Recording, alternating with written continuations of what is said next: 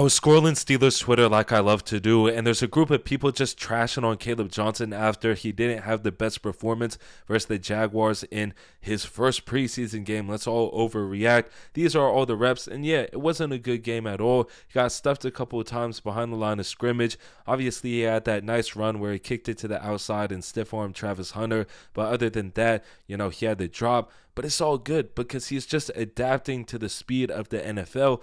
And imagine yourself at 21 playing against these guys, how nervous you would be. It's no different for him. He probably had the jitters, and people saying that he's slow and comparing him to Najee. One, we got to get rid of the comparing Najee like it's a bad thing, or comparing to Najee like it's a bad thing. I've been guilty of it at times, but let's just move on and let him have a good career with the Chargers, all right?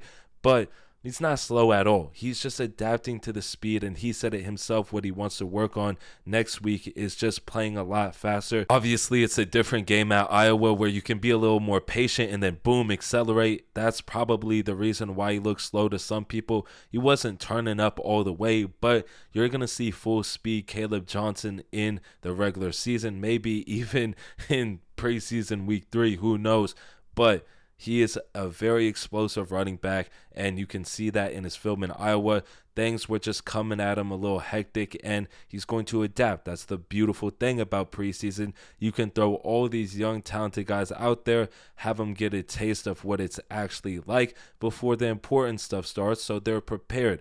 Again, this is just hard sparring. I love using boxing comparisons, but this is just very hard sparring, and he got beat up a little bit. That's fine. That's fine. There's no harm, no foul. Kaleb Johnson, to me, is a special running back who has the traits to be just dominant in the league, but you got to give him a little bit of time. Even Derrick Henry needed a lot more time than just a preseason to really break out and be the player he is. So let's just be patient as a fan base with Kaleb Johnson. Even if it's not the best next week, I don't care. All right, I do not care. I'm sticking with Kaleb Johnson all the way.